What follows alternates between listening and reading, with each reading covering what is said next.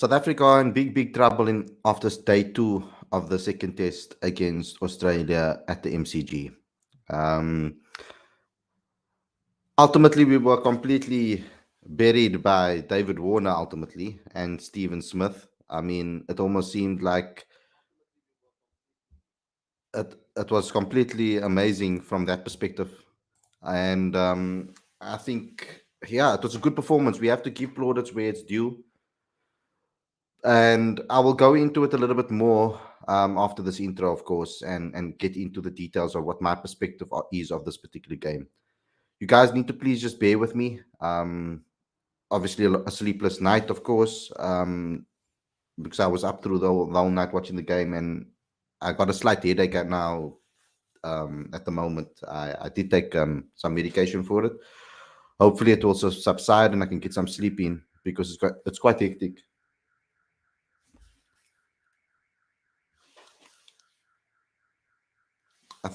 I'm not sure if that's my alarm, guys. Just 2 seconds. Let me just, I'll be back right now. I think my alarm is going off for some reason. So, wish me luck. Okay, it's not me. No, it's not me. Okay, cool. Awesome.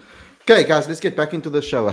Sorry about the interruptions, etc. Let's get straight into the show. Before we get going, before we get started, please, guys, remember this is a call-in show, so you guys can call in and have a say. But first, subscribe to this channel, click that notification bell for all future videos, please. Very important that you do that. And then also what I'd like you guys to do is also download the latest issue of Cricket Fanatics magazine monthly. Every issue is 100% free, straight to your inbox every month. The link is on the screen as well as in the description. If you want to help us grow and promote South African cricket, then please get involved with the Patron account. You can also help us grow as a company. And it's very important, the Patreon account, guys, and I'm going to stress it again because if you guys don't get involved with the Patreon account, it's going to be very hard for me to maintain doing what I'm doing currently. Because obviously all of this, putting up all of this, doing a show daily, it obviously costs money for us, and we're not necessarily getting any money in with regards to sponsors, etc. quite yet. It's a pity that the certain sponsors that have approached us, we can't necessarily take because of personal reasons. So we are looking for obviously guys that are going to be able to align with our beliefs and align with what we are trying to do for the future. So please get involved with the Patreon account because that's how we're going to survive and continuously make content for you guys. And then you can go to cricketfanaticsmag.com for all regular updates, please. That will help us as well because that will also give us an opportunity to maybe get some sponsors down the line if we get better views on the website as well. We're doing pretty well on the website at the moment. The numbers are decent, as well as on YouTube. I'm really enjoying the fact that you guys are really watching our content. It's about the quality of the viewer rather than the quantity of the viewer. You guys are spending a hell of a lot of watch hours per month on this show. I think it was 1,200 hours that you guys are spending on the show per month. So that is very good, guys. So well done. And thank you a lot for all the support. And the regular guys that tune in every single day, you guys are amazing. Thanks a lot for doing that and supporting me as much as you have. This has been a tough journey over the last 3 years. I took a massive risk to do this. I turned down a lot of job offers to do this thing, because I hoped that I could be and we can come together as a group and try and save South African cricket. We are sitting in a terrible situation currently, as you guys can see on the field. So we need all of you Cricket Fanatics fans to get together, rally together, and support this team through this terrible period, and also support the staff, etc., so that they can make the right decisions. The more we talk about this, guys, the more we put our thoughts out there and what we believe in, the better I think it will be for South African cricket, because then they know what the fans are directly thinking, and that's what our aim is over here. But let me get straight into today's video. I'm not really looking forward to talking about the game itself, but I'm looking forward to seeing what you guys have to say in the live chat and for you guys to call in. Let's get straight into it.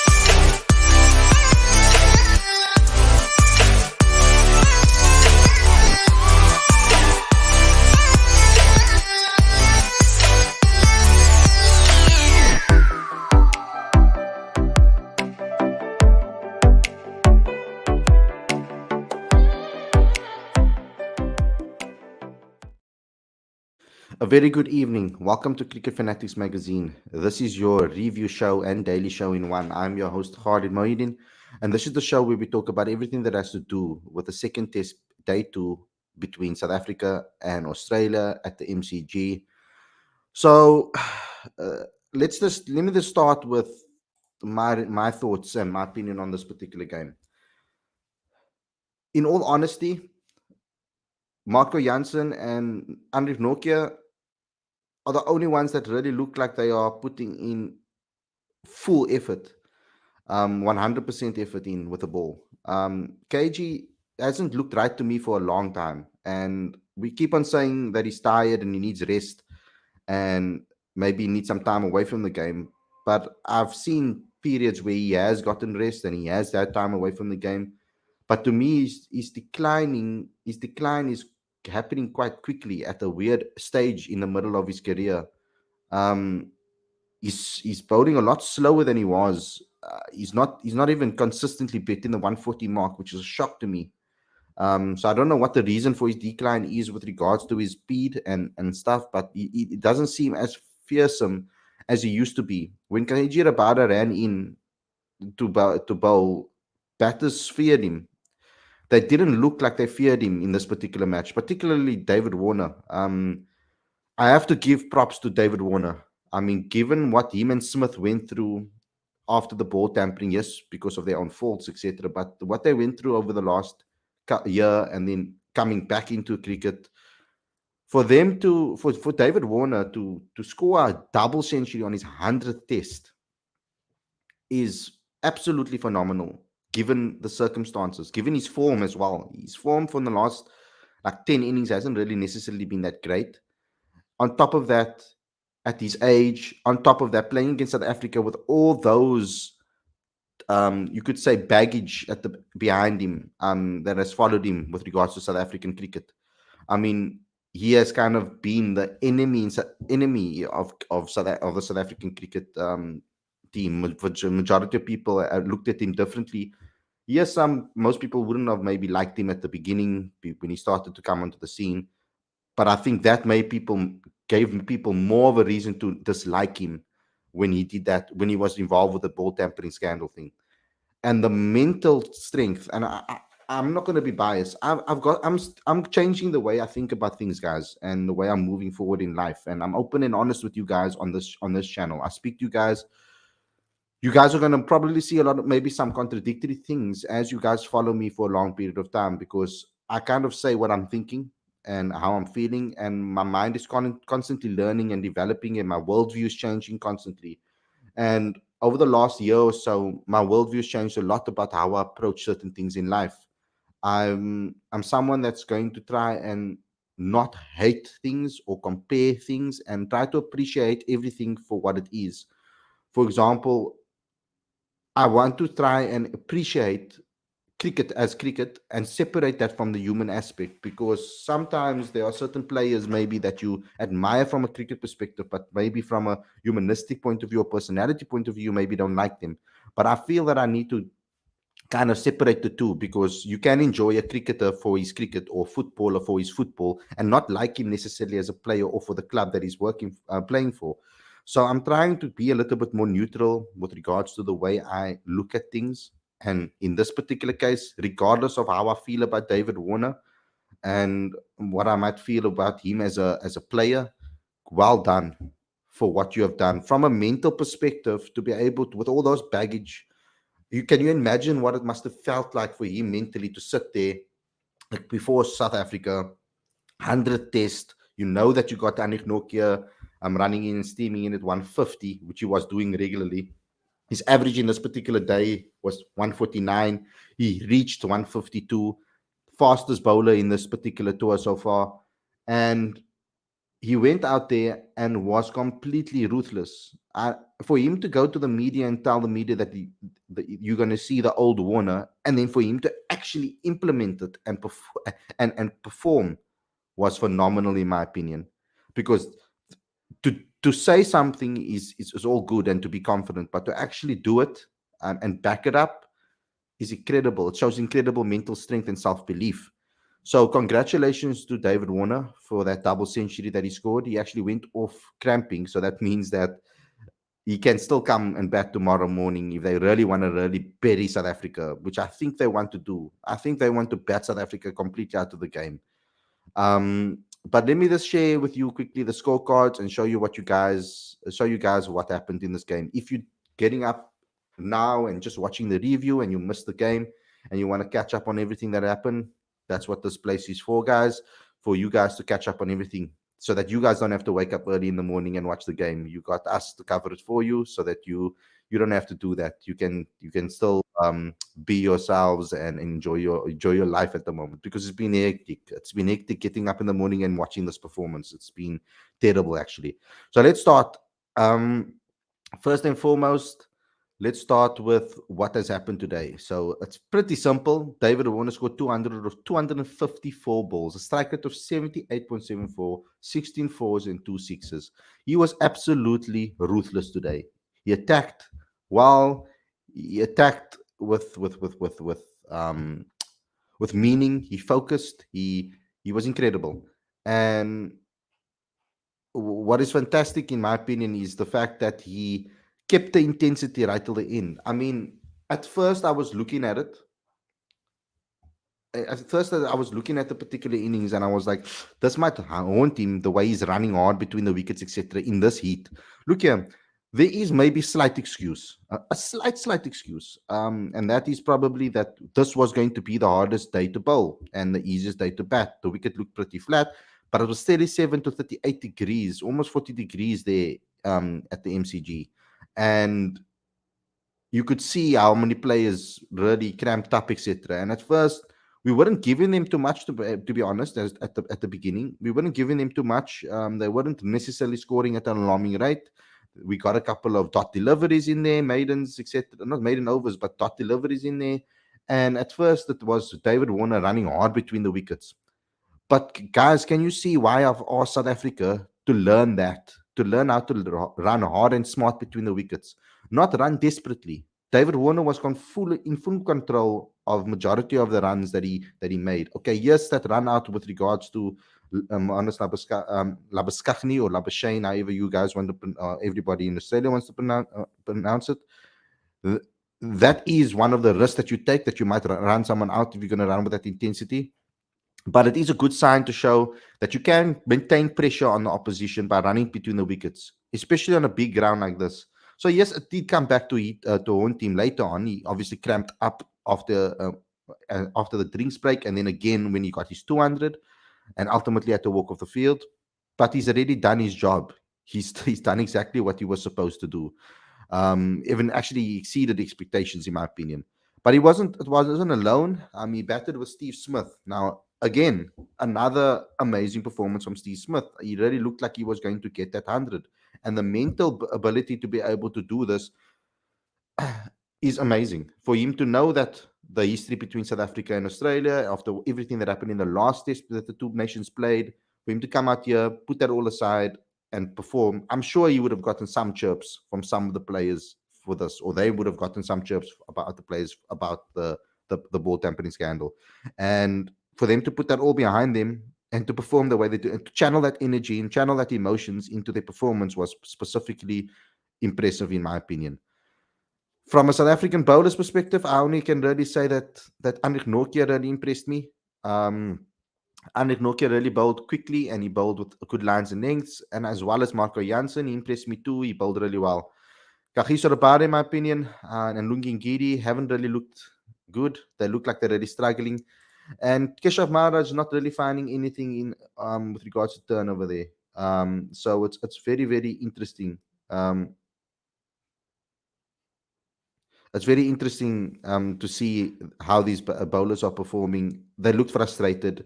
I mean, even KG at the end there, when he almost got the wicket, I think it was the last or second last ball, he looked very frustrated at the end. So the final score for you guys, yeah, Australia are on 386 for three, and they lead by, at the moment, they lead by 197 runs. So we've got a very depressing day three ahead of us. because I feel that these guys are just going to pile on the runs and just bury South Africa. I mean, I think we are already buried at the moment. Okay, let me call in our first caller before I get into the live chat and read some of your comments out. We've got Sadiq waiting for us. Welcome to the show, brother. What would you like to say? Assalamu alaikum, Khalid. How's it, brother? How are you doing? I'm doing well. What about you? I'm tired, have a headache. It was a long night. Long night. How are you? Wow. So, what would you like to say, bro? Yeah, I have a couple of points. Basically, I have a state to share with you about Keshav Maharaj. I know he is our premier spinner, and there is no one waiting in the wings. But obviously, if you see his record over the past 3 to 4 years, I think from the last test in Sri Lanka, where he took 9 wickets, up to this match, he has played something around 24 games. He has 64 wickets at average of 40. But if you exclude the games where he took 16 wickets in two matches against Bangladesh, he has 50 wickets in 23rd game. This is his 23rd game and at an average of 45. Hmm. I think the problem with Keshav doesn't lie with Keshav, because I think it lies with the selectors continuously selecting him. Because at the moment, in every single game that we've gone, even throughout Boucher's tenure, it was repeated over and over again that they like to play with one spinner and that Keshav Maharaj is their spinner. I think it's more got to do with the fact that they're picking Keshav in conditions that don't necessarily suit him and actually throwing him under the bus in that perspective, because he isn't really getting much out of the wickets that when in certain games. And then when he does have the opportunity to to bowl, sorry. I think that the main reason they're actually picking him is also because of the bat aspect, but he hasn't really performed with the bat recently either. So it's quite tricky with regards to Keshav. I mean, I can see you guys, if you guys believe that we should drop him and maybe play an extra seam, I can fully get that. Get that in Australia. No, I think he was under pressure before that Bangladesh series. He did bowl well in that series, but after that he has not really. And another point I want to make is about our pace bowlers. There has been a lot of talk that our pace attack is probably the best in the world, and I have a state about it as well. I mean, if you go through, we did not play many games in the last year or in this year. We have played, I think, 10 games in this year. So if we go back to the games where actually batting was pretty okayish, I guess, in a non-bowling friendly pitches, it was back in England series in last two games. You can see that Kagiso Rabada struggled in both games, and Lungi played one game and he also struggled there. And then if we go back to the on a batting pitch, and we struggled there as well. Yeah, I mean Lungi and no, Lungi was not playing. I think Kagiso was there and he struggled as well. And then Mm, Anna was not there. So, and if we go back again, and then there was a Indian series which was basically on a spicy pitches. And in 2021, there was a West Indies series which was again against a Duke balls and spicy pitches. And then in 21, there was a Pakistan series, and there also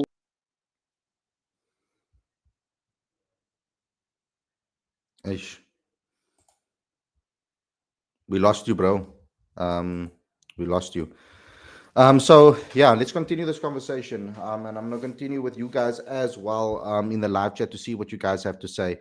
Um, yeah, I mean, the batting has been a problem for a while. I mean, our bowlers have been winning us games for a very long time, and we need to sort that out. And I believe it's got to do with selection. Me personally.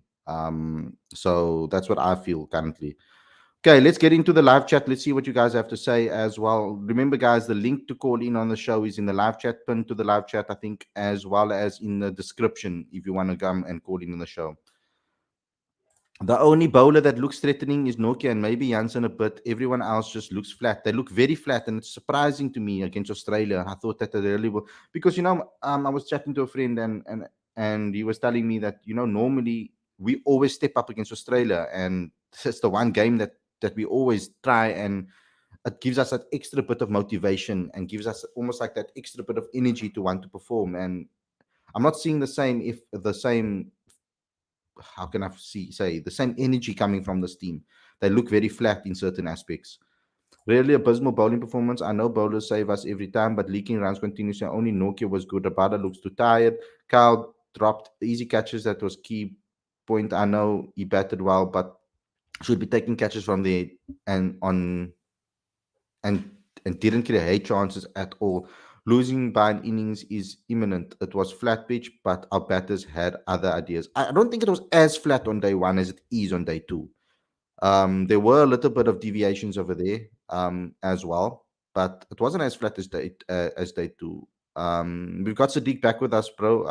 Can you just maybe finish your points? Yeah, I was making the point that everybody is saying that bowlers have taken this team. I mean, they have developed it, and they are basically the best attack in the world. I don't think so. I think the most of the bowlers are typically hit the deck bowlers, and they are not some guys who could bowl on a on a betting pitch on a slow track where you need some patience. And I think this pace attack also requires someone who can hit the line and length consistently, hold an at hold an end, and probably spinner is also well. I mean, Keshav is struggled long time for in test games especially. Hmm. Okay, thank you, Sadiq, for coming on the show and having your say. We'll chat to you again very, very soon. Thank you for always calling in. Yeah, I mean, Keshaf, I think they've been also playing Keshaf in games that they maybe shouldn't be playing. It's also the selector's fault and the coach's fault for continuously picking him in games maybe where they're not going to even utilize him. So it's very weird. GMW says really happy for roasting SA in 38-degree heat because they need some reality check to get to know how much mentally tough you have to be at international level. And I feel I still make this example. You can't pick you can't pick a receptionist as a CEO and expect them to perform at the and to understand how a CEO works and make and behave like a CEO. Uh, that's exactly what's kind of in a way we're doing. We're picking people that maybe have worked at a company for like for example for 30 years doesn't mean that just because you've worked at a company for 30 years doesn't mean that you have the ability to be able to be the CEO.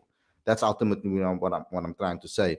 So there might be a couple of younger guys that maybe have only worked for 3-4 years, but they have the signs and the mentality and the drive to become a CEO one day, and that's maybe what they persist. They're not just normal 9 to 5s. So that's just my analogy. It might be a stupid analogy, but it's an analogy that I'm using to explain that because I feel that's how we're picking our batters, and we've been picking our batters for the last 4 or 5 years. Um, we're almost acting like experience at domestic level has a massive weight, holds a massive weight. It only holds a massive weight if players are performing as well on top of the experience. Because if there's inexperienced guys performing, I'm taking the guys that are performing over the guys that are not performing. It's simple as that. Conversion rate, like I said on yesterday's show, that was all about conversion rate. So go back and watch that. I spoke a lot about it. I don't want to repeat it. New, fresh ideas on this thing. Lawrence Bailey saying, I actually won't be critical of our bowlers. They're the ones that have been winning us test matches during the WTC cycle. They're allowed an off day. They are allowed an off day. I just do have some concerns over KG. He is worrying me. I'm not going to lie about it.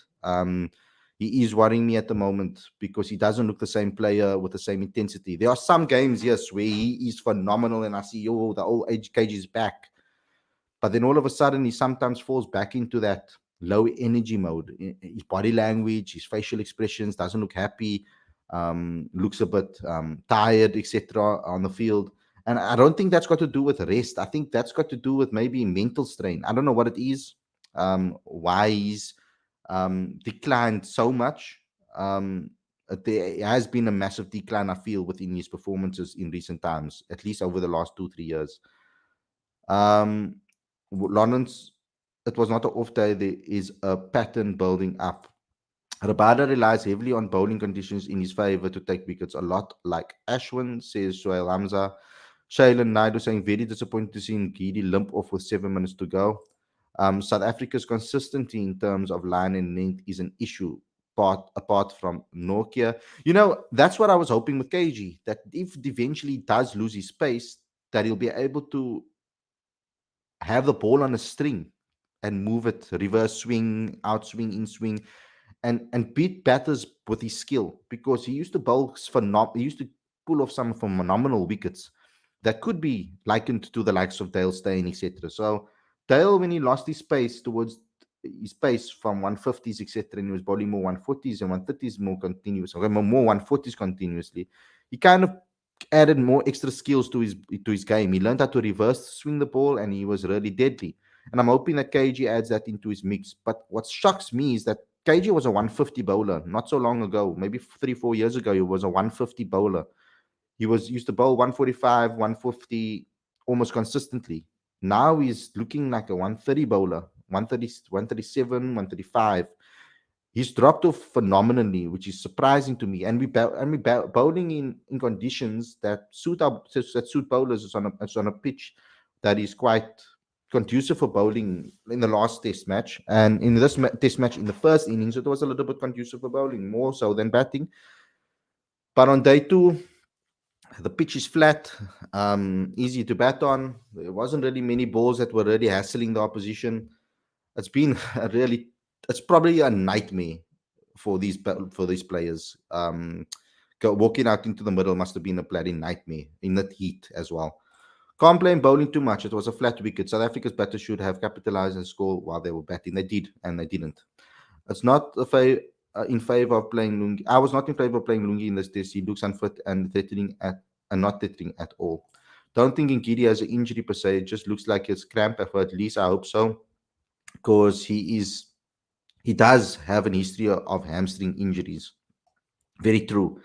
Little battalion of a hearing KG is tired. Doesn't play more test matches than other nations, less than big three. And that's something that I want to mention.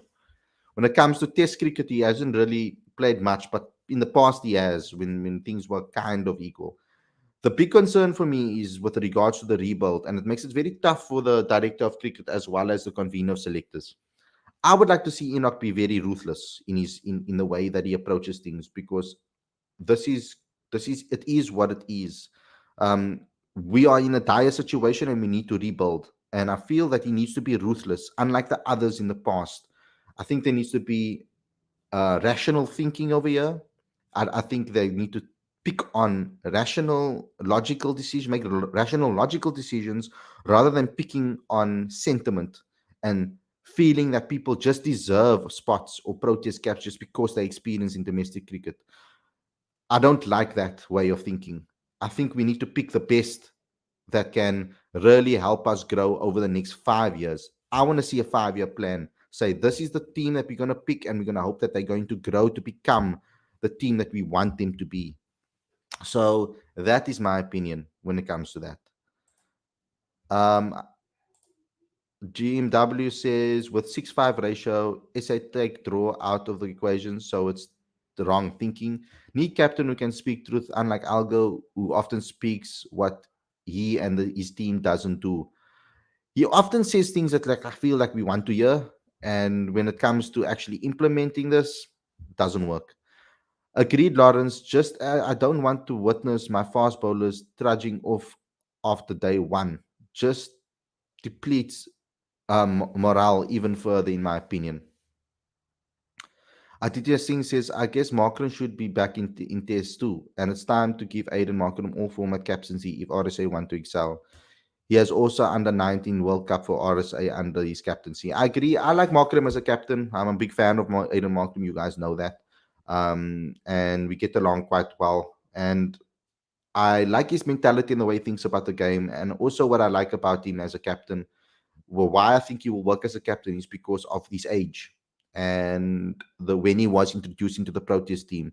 He's kind of a buffer between the previous generation and the future generation. I feel that both can understand him and both respect him. So, in my opinion, I don't think we should be necessarily picking players that are experienced domestically if they don't have good conversion rates. If the guys have good conversion rates, then pick them. That's as simple as that. Either 30 or 25. I think that they need to pick players with the right mentality, and conversion rate shows the right mentality because it shows that you can take your 50s and convert them into hundreds. And to do that, that's what Test cricket's about. That's exactly what Test cricket is about: is scoring big scores. And that's why I would like to see someone like Bavuma score 100. It's about time now that he starts to score 100. Yes, he saved South Africa so many occasions, and I appreciate it, batting at the bottom of the order. But now that he's moved up to 4, he needs that response. He needs to be able to bat big. I'm not going to look at him the same in that position as I see him batting at 5 or 6 or 7. You have to judge him differently at 4. There's more responsibility, and I feel that he needs to score big hundreds because that's how we're going to win games. We can't just have 80s and 50s from him. We need batters to score big hundreds. And our captain hasn't scored 100 in almost 20 innings, I think. So it's a problem. Um, as long as Victor Pasang is there, nothing good will ever happen. He is the root cause, needs to be sacked immediately after the series, says Dex. Rabada looks tired every time he bowls. His consistency hasn't been there for a long time. Don't know what happened. I also don't know what happened to Rabada. It's crazy. Even in the IPL, guys. Sonda is a survivor. We need a run scorer at 5. May Rickerton will bring that to the team. I wanted Rickerton in the squad instantly. I didn't think that Sonda should have been selected in the squad in the first place, in my opinion. Lungi should be dropped. Doesn't look threatening. No as space would give Kutsi a chance. What do you think of giving Mark more format captaincy and also you, Khalid? Huh? Oh, sorry, and me. Sorry, I didn't read that properly. Yeah, I agreed with you earlier on. I'm sorry, I didn't. Yeah, I agreed with you earlier on. I don't know why I'm apologizing for what I'm apologizing. In the next match, drop Zondo, drop Lungi and play Klassen and Kutsia. It's a good. That's a good move. I think that's an interesting move. I don't see really an issue with that. Victor hasn't done anything good, to be honest. Things have been on down. I wouldn't say he hasn't done anything good. I mean, giving Marco Janssen an opportunity so soon and backing him in that 7 position, I think has done South Africa good. I think giving him opportunity in the team is a good move for the future. I just feel that their mentality when picking batters, they are working it on based on they're looking at metrics that I feel are not important. Because, for example, if I work in a McDonald's all my life and all I know is how to make a McDonald's burger, and then McDonald's decides to change their game and start to make let me think gourmet burgers from scratch. Now I'm going to have to go on training and learn to how to be able to make gourmet burgers now because all I know is the quick secrets of how to make a quick McDonald's burger from frozen to fresh. So um, my point here is, and it's very bad analogies I'm building here, but my point here is domestic cricket is not as strong as international cricket. We know that the gap is massive. We keep on speaking about it. So if you are not performing at domestic level at the level that is, I'm talking about averaging 50s domestic cricket. I think, in all honesty, we should only be picking players domestically that are averaging about 45 to 50 um, per season. And I want people to look at it per season and see how consistent people have been over a couple of years. And are they converting their runs and scoring in different grounds? Because it's very important that we also look at players that are scoring in different grounds in different conditions because we are struggling in difficult conditions. As soon as a team changes the wicket to suit them, we struggle. The only way we're going to win matches is if we learn how to combat that. We need to learn how to read conditions and play accordingly, adapt your game accordingly. And I feel that the batters we picked are not very adaptable, in my opinion.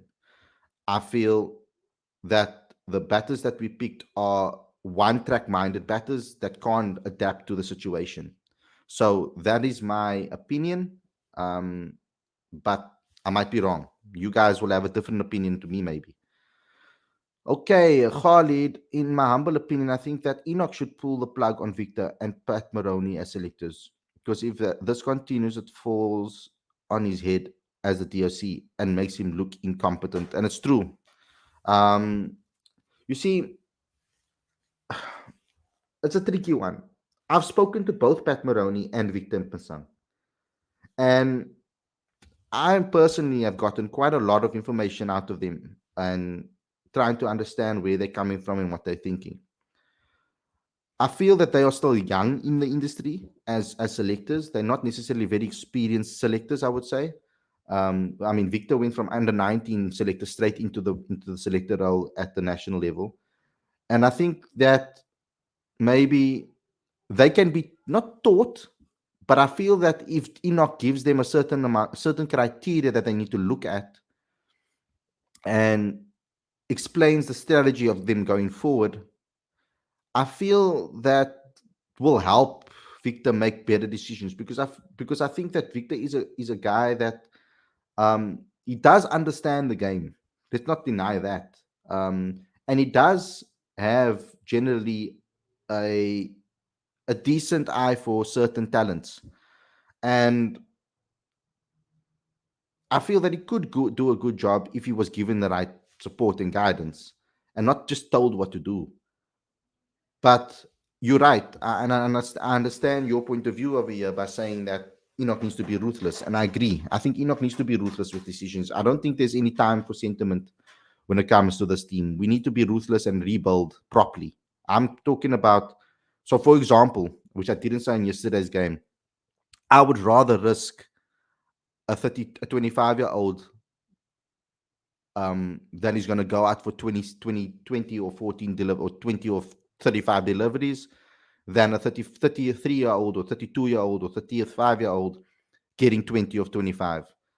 I feel, or 20 or 47 or whatever the case may be, because I feel that the younger guy will learn more from that experience than the more experienced guy. By the time he learns from that experience, he's already retirement age. How is that going to help us for the future? It would have helped the player, yes. It would have made him a better player, but that doesn't necessarily help South Africa, because then we're going to have to just find another replacement in a few years' time. So I'd rather pick a player that I know I can back, that has the right characteristics that we need. That's important. That's the word I was looking for. We need to pick batters that have the right characteristics to play at the international stage. Not necessarily players that are just have the runs behind them domestically. It's the right mentality and the right characteristics. And there are loads of signs to look at. This is why I say that we need a sports psychologist in South African cricket, because we're weak mentally. It's just a fact.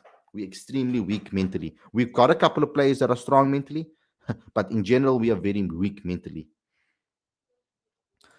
So most probably we are out of the WTC final. I think Lorenzo and Lawrence actually explained it yesterday on the show on how that works, and how we can still make it through. So yeah. Um, Guys, by the way, Gary Kirsten has been removed as coach of the Gujarat Titans and Welsh Fire. I guess, is there a chance he'll become coaching the Proteas? I'm just speculating. It's an interesting observation, bro. I wouldn't mind that actually. White ball coach or even test coach. I wouldn't actually mind one or the other. I don't think all format coach, because we're going to split the roles. I could see a white ball coach for Gary Kirsten, given his performances in white ball cricket with teams all around the world. I mean, winning with India the World Cup as well. Fantastic. Um, my club team is better than South Africa. Yeah, right, bro. Like your club team can face Mitchell Stark and Flip and those bowlers. Yeah, okay. ICC need to ban South Africa, West Indies from international cricket. Okay. Maybe this is the last hiding we'll need for the selectors to finally change the things moving forward. But maybe the selectors must start by resigning themselves first. I don't think anybody's gonna resign themselves, bro. That's really a hopeful, wishful thinking. I wish the world worked like that. I wish people would be realistic and accept the reality and not be delusional. Um, I wish that that's how the world worked, but we live in a delusional society where people believe that their value is much higher than it actually is. We live in a you go boy, you go girl society. Okay, not necessarily. Yeah, I feel that the world's changing a lot, and we need to adapt to this, and try and learn how we can survive in this modern day world. Um, so I doubt they will step down, but I agree with you guys, you and Lawrence, in saying that he needs to be a little bit more ruthless. At least Nokia's bowling good lines and links. Yes, Lisa, it's true. Um,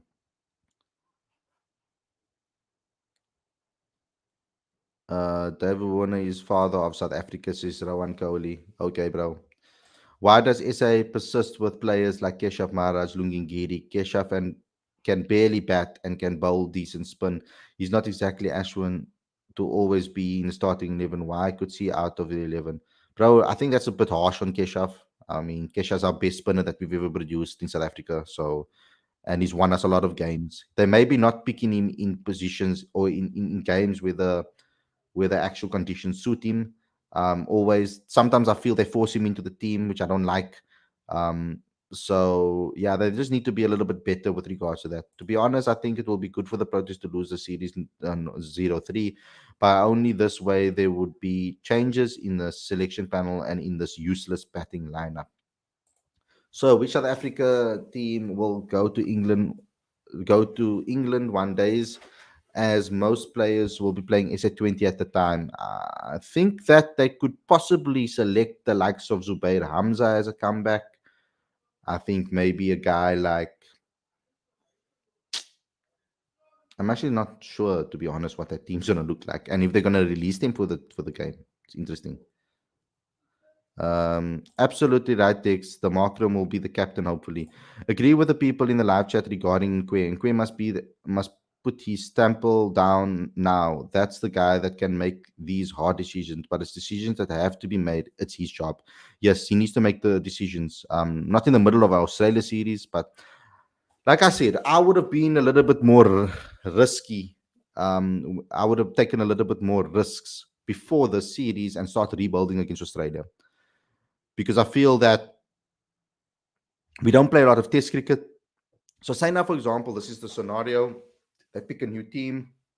They say they're going to rebuild. They pick a fresh new team for the test series against the West Indies. And then they do well or whatever, or they do poorly, whatever the thing is. And then what ends up happening is that we have a massive break. I think almost a year of no cricket, test cricket, or 8 months or something like that with no test cricket. So we start the rebuild and then it just suddenly stops and it's just all white ball cricket until the next test series. So it's almost like the wrong time almost to do it, but also rather earlier than later. But you see the dilemma. That's what something that Enoch has to think about actually.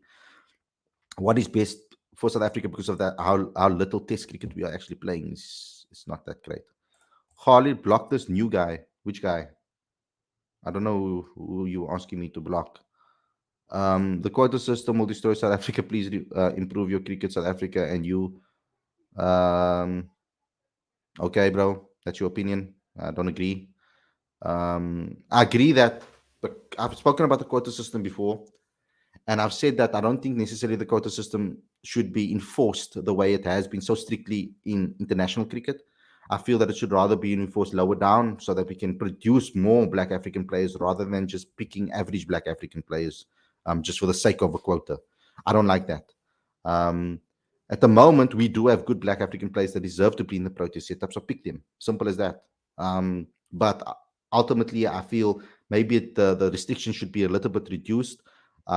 They should have some sort of restriction so that certain coaches or whatever selectors, if they are biased or whatever the case may be, it prevents bias in the future, of picking players, of being prejudiced, because there's a lot of prejudiced people in South Africa. Let's just be real.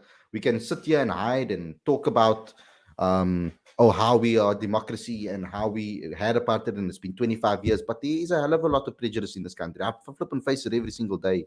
um you can walk around anywhere and you'll see prejudice, and I wouldn't call it racism necessarily, but certain prejudices against people that are from a certain race. It's quite hectic in South Africa. I'm not going to lie about it. and even from people of color.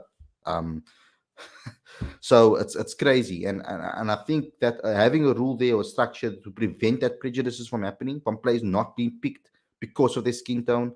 Um, I think because there are certain ideologies. I've heard people say he's black, he can't bat. Like I've heard people say that, like almost like his skin color is the reason why he can't bat. Like that's mind-boggling to me to hear people talk about that in stadiums.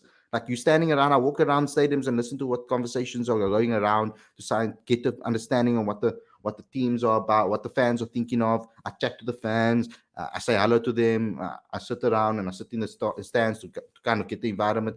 And you hear conversations, guys, and it's shocking the stuff that comes out of certain people's mouths. It really is. If Graham was still DRC, people would have criticized him and said that he must do. But Lorenzo, I want you to give us some credit over here, brother. Cricket Fanatics magazine. Promote it, bro. We did a whole entire episode where we allowed you guys to call in and tell us what Enoch should be doing as DOC. So we are putting that pressure on Enoch as a channel, as a media base, as a fan base. We did an entire 45-minute episode call-in show where we got allowed people to call in and give suggestions to Enoch and Quay. We didn't do that with Boucher, by the way. We complained and criticized, but I didn't do that with Boucher. I'm doing this with Enoch because I believe Enoch's the right man. And I think we as a fan base, we have the ability to be able to give him information or send information out there that he might see. And maybe he takes a couple of our pointers and he implements it. So, yeah, I agree that maybe on other people, yes, but on give us some credit on Cricket Fanatics magazine. I know you didn't mean it in that way, bro. I'm just teasing you.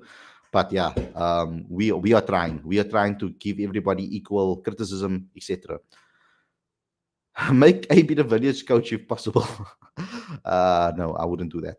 SA not up for the challenge, says Alan.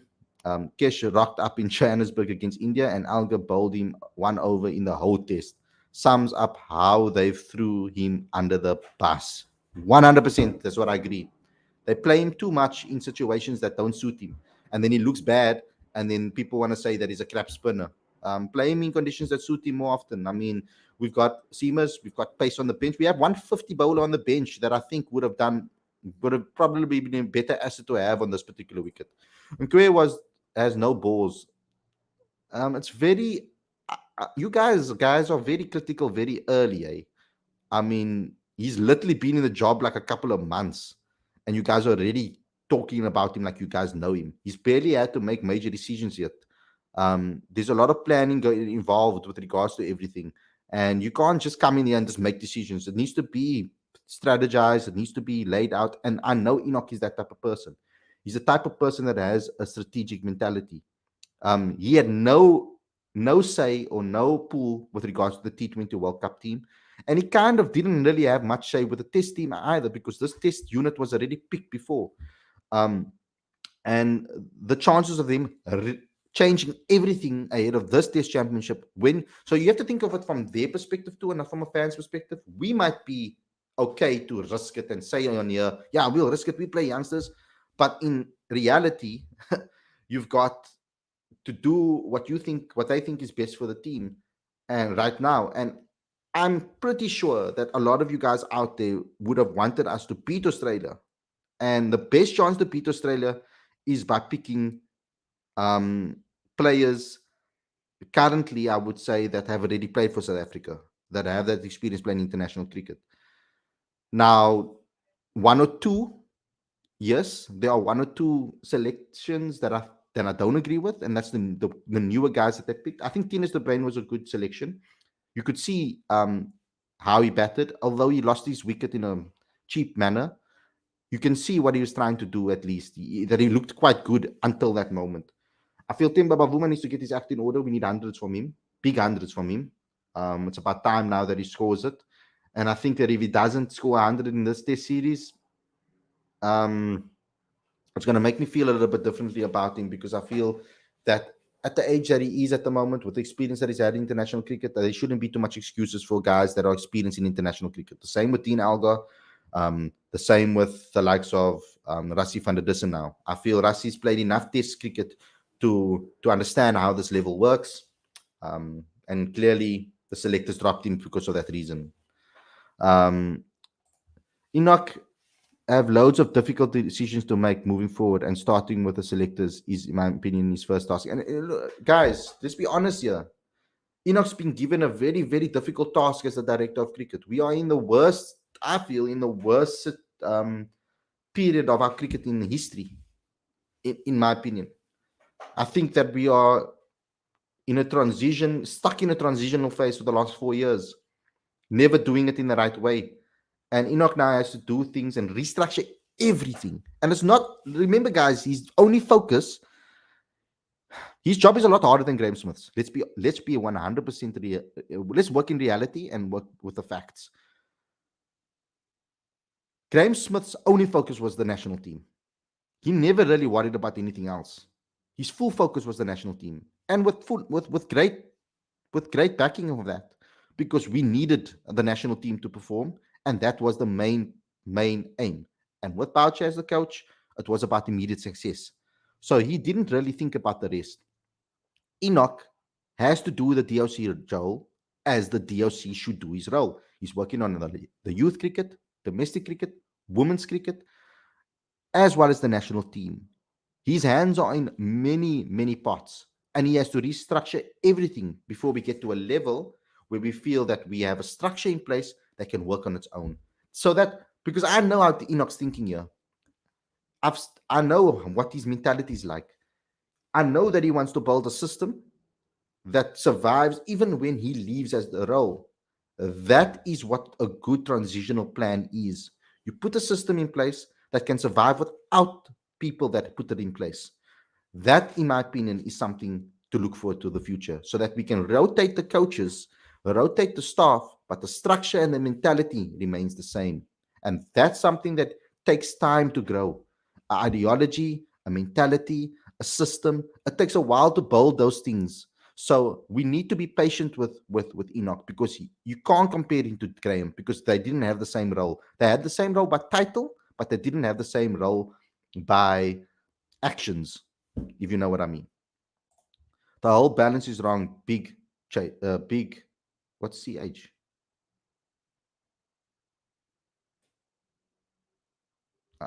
Sorry, bro. My brain is fried and lack of sleep. David Warner scored more runs in one innings than the entire SA side has scored in 7 innings. Absolutely ridiculous what we're watching down under. But did we really expect anything else though? Like, let's be honest. We knew we're gonna bat poorly. We expected, we hoped that we would perform, but yeah. Drop Keshav, Lungi, Rassi, and Zondo. Bring in Linda Potgieter, Dezosi, Kotsia, and Jordan Herman. Maybe Rickleton. Khalid, please talk South African Cricket Board. The quota system will destroy South Africa. I've spoken on it already. I've spoken about the quota system. The quota system has been in place for many, many, many, many years. And every single year, people say that it's going to destroy South African cricket. The whole team balance. I mean, guys, let's be honest. We were shit for years. We maybe had a period in time where we were really good at test cricket and really performing during a certain level, but we never won really anything. We got out of test match for a couple of times, but generally speaking, and especially when it comes to World Cups, I don't think quotas has to do with us choking. In fact, the black African players and the colored players are the ones that have performed in the past in tournaments. The whole team balance is wrong. Massive changes are required. The fact is that we have been performing at first class level, but not being pushed. A revolution in our style of play is urgent. Um, Others think we need to pick the right players in domestic cricket. People that show the signs of having a strong mentality and winning mentality, and people that are able to score big hundreds at domestic level or convert their 50s into hundreds. I feel that we can't be picking players that have 45 50s and a couple of 45 50s and only a couple of hundreds, or less than double figures hundreds, or low double figure hundreds, because that shows a sign of a weak mentality, in my opinion. Someone that doesn't know, isn't able to convert. Now, has Saddle been as bad or as we think? For example, I'm using him as an example now. He hasn't actually. I mean, if I looked at his stats, he does bat sporadically. He scored 100, scored a couple of 50 here and there, and he's been inconsistent. Yes, not consistent enough. But actually, as a pair, as an opening pair, um, our opening pair is better than what we had in the last couple of years. I think they averaged 38 compared to 22. What was the opening partnership before? But yeah, I think that someone else might have been better as an opener. I think Rassi has looked like he's struggling in Test cricket. I think in white ball cricket we need him because of his that experience in white ball cricket and what he's learned there, and to be able to adapt his game there has been phenomenal. And I think that he'll be good for the dressing room. In Test cricket, though, I think we should go with someone younger in the number 4 position. I think KP, when he comes back, obviously makes a difference.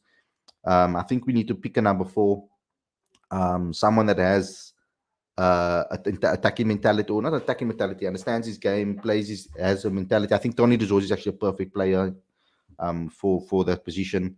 And as an opener, I think we need to pick someone that really can complement Dean Alga, someone that can also take the pressure off him. I don't like those two gritty batters at the top of the order. It puts too much pressure on us, I feel, because having one gritty batter is fine. He absorbs the pressure and takes the pressure off the opposite batter. But to have two, you're kind of playing into the hands of the bowlers, and that's why we get so many. Um, in a way, I feel we kind of play in the hands of the bowlers. We give them time to settle in, whereas if we have one gritty batter and someone that can maybe take them on, like David Warner, for example, did. Um, I think that helps a hell of a lot. Dean Elgar should be stripped of his captaincy just based on those reviews. What did we expect with our batting for the last 2 years? Our bowlers can't bail us out every single time. We need to pick the correct batter. Sky Zander is out of his depth. Do you think the weather? Do you think that whether Impetsang will? Do you think that whether Impetsang will keep his job after the series? Um, I don't know. I probably think he will. I haven't actually spoken to DOC about the selectors in before. With in Kuwait, DOC Impetsang will keep his job for the next decade. Both are CSA puppets. I don't agree with you that Nkwe is a CSA puppet. I really don't agree with you on that. Because I know him personally. We have a lot of conversations and in the past, and I've never gotten that vibe from him. I personally think Keshav's test problem started when they selected him for the ODI and T20 cricket. Yeah, priorities are fucked now, guys.